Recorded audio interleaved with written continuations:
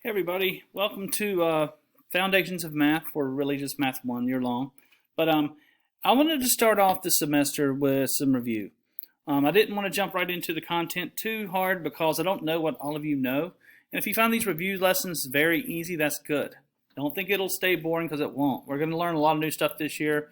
But I noticed some of the work that has to happen in these lessons probably needs to be addressed in some form of review. And I know we're learning remotely, so this might be a little more challenging. But I'm going to get started. Now, I've got in your playlist or sequences, the first 3 days you notice I have review topics, okay?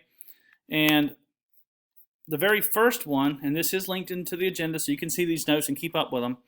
1.1a, the very first thing I'm going to talk about here is evaluating expressions. I know this might seem super elementary to a lot of you, and I hope it is, but if it's not, that's okay too. All right, so what we're looking at here is an expression. It's an expression because it's not an equation. If it has an equal sign, we're talking about an equation here, but it's not. So evaluating means to find a value for the expression, okay? And in this case here, it says, what's the value of the expression below? They got 7 times z plus 8 times w. For those of you who remember algebra, they don't need an operator between these to mean that it is understood to be multiplication. So those are questions you can bring up in the Zoom meetings and things like that. So basically all you do is you're going to substitute this letter z for the number 8 right here. You're going to put an 8 there. And you're going to put an 8 right here for w. And you got, the only thing is, it's inferred here that this is multiplication. So it's a pretty simple process. So I'll write it in. That means this is 7. I want you to use parentheses, and I'll show you in my next example why I want you to do that. I'm going to put a space between that. I think it'll look a little better.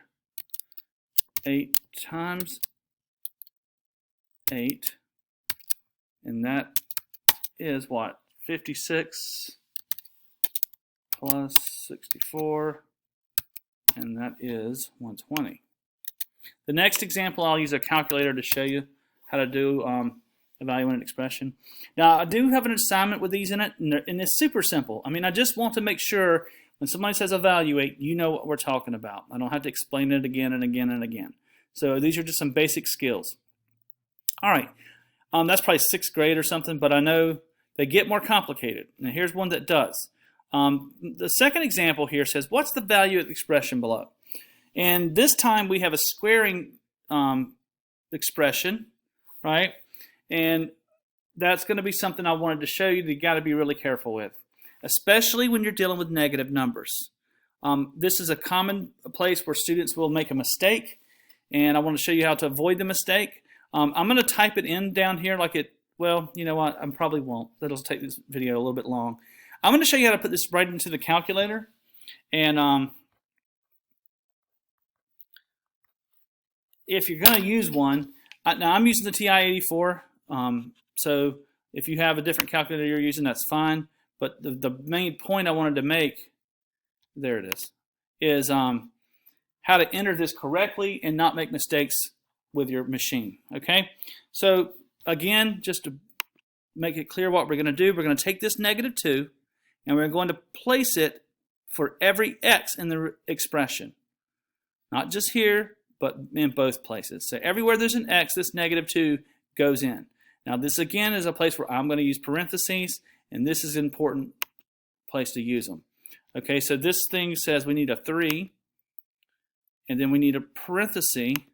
I'm going to put that -2 in now, and it says to square it. You can use the caret key right here.